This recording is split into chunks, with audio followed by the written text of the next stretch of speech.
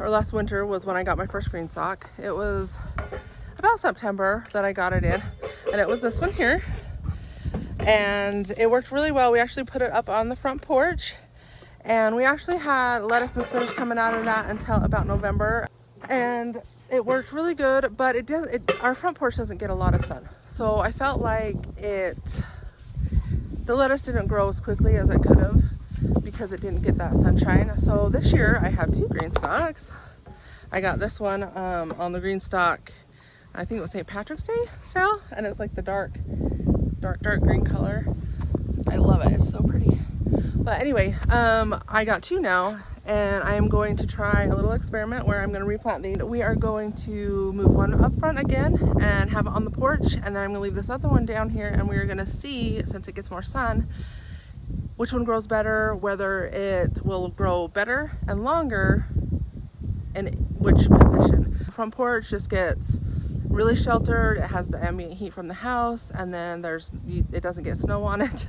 It's a more sheltered place, but it has a lot less sun. So down here it's just open. As you can see, it's just in front of our little shed here, and it's open, so it gets a lot of sun, but it won't have the ambient heat from the house because it's down back here in the back. And so we'll see which one produces for longer and the most for us, so we can have tons and tons of lettuce all winter, because that was so awesome to have that here in November, because our first frost date is actually around mid-September, so we're actually in there right now. And so to have lettuce that long, it was just awesome. And these Greenstalks are great. They're easy to water, especially because all of our outside hoses and things like that freeze, and so you can't use them. And so being able to water this with just from a bucket from the house, so easy, and it was fantastic. So we're going to go ahead and do that again this year and try those 2 different methods and see which one works best for us. So we'll go ahead and move this one up front, and then we will get these replanted with some lettuce and spinach mix seed.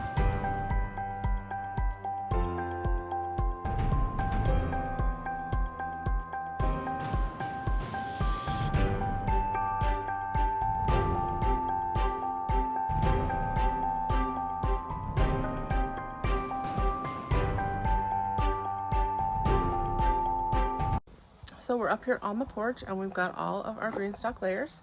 They're easier to move when they're empty, but if you've already got them filled, go ahead and just take them down and do one at a time, and they're not so bad.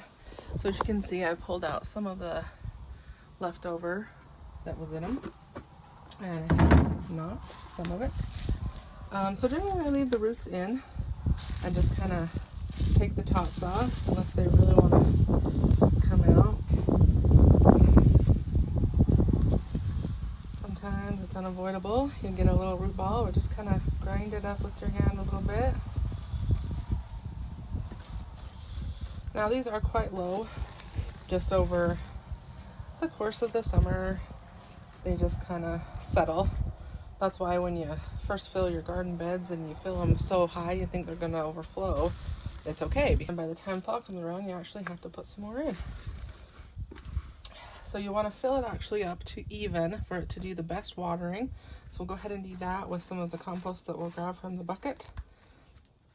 And I actually am going to put a little sprinkling of rabbit manure because we have rabbits, and then the compost on top so that it has that little extra fertilizer going on, and we'll get them all ready to plant and stacked back up.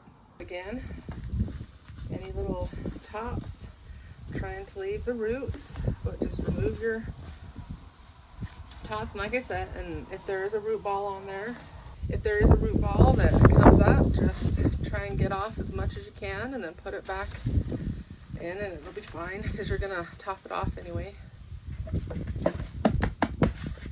These are important. Do not lose these. You can buy new ones, but just keep them safe in the first place. Alright, so like I said, we're going to put just a little bit of rabbit manure in there. Anytime you replant a container garden, a pot, anything, you have to add nutrients of some sort.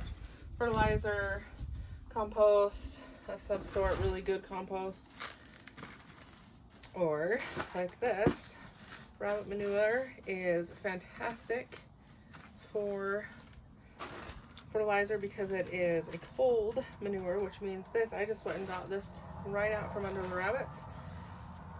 It's dried, it's perfect to put on there. It won't burn any plants that you got, even if you put in seedlings instead of seeds. And it gives them really, really great nitrogen. So this is a really good thing. We're actually going to use this with our garlic that we're going to plant as well, because garlic loves nitrogen. So we're going to actually plant some big handfuls of this around when we put those bulbs in this week as well.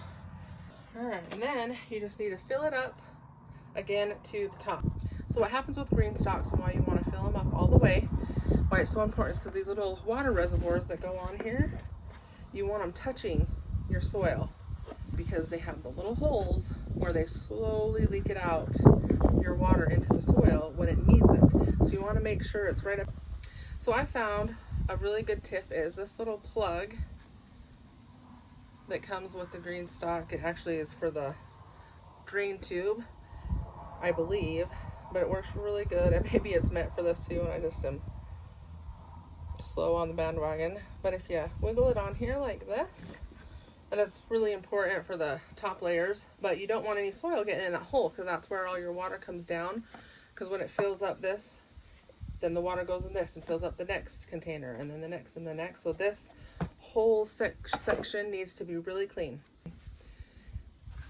So if you put that little cover on, you don't get dirt and debris and stuff down into your watering system.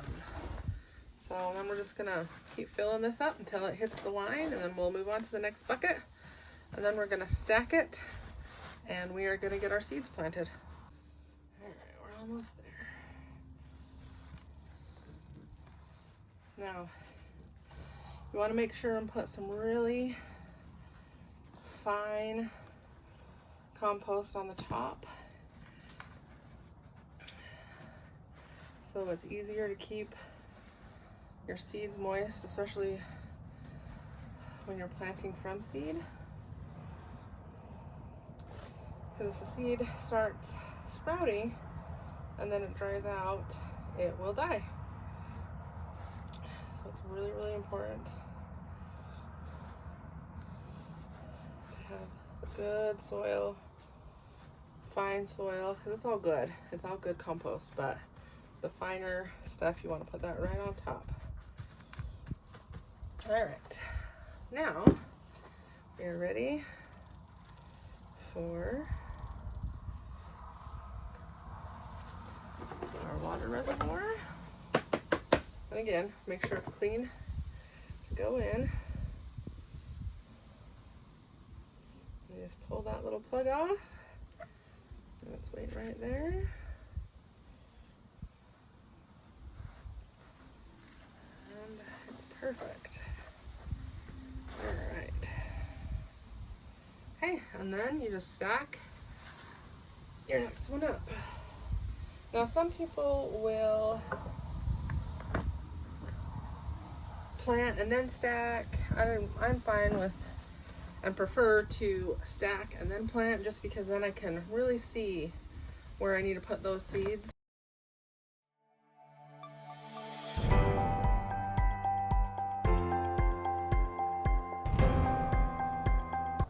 You're a little knobby. All right, so we are going to be planting just some seed mixes, and then this Merlot I got as a free seed packet from Baker Creek when I ordered some seeds this spring. So, and I really liked it. It's actually, I believe it's in this mix as well, but some of the seeds got all spilled out. So we are going to have a true mix, because I am not going to let these go to waste, and I'm actually going to plant those. And we're also going to be planting spinach. So we'll go ahead and get these in. But all you need to do is get yourself a little pinch of some seeds. And then put them on in there and just cover them up a little. Now when I am doing seed in the Greenstalk, I prefer to do a little bit of watering on the outside until they start getting going. The surface just doesn't stay as moist as I would prefer to start seeds in. So I do just take either a pot or just the hose with my thumb to make it kind of shush and spray around, as well as watering from the top, just to make sure those seeds stay moist and germinate. But then after they germinate, then all I do is you fill it up to here and it does all the watering for you. And here it is. Got it all planted, watered it, and it is ready to sprout. Oh, just a little reminder, lock your legs, wheels. It'll help it so it doesn't blow about in high winds. I forgot to lock it one time, and it was, of course, the one time we had really high winds, and it was the one and only time that I've ever had it tip over. Lock your wheels and try and point your hose so it easily drains. But we'll keep you updated on how this one and then the one down by the shed work. And I just planted that one the exact same way. Thanks for coming along. If you found something useful, please like, subscribe, and share. And we will see you next time.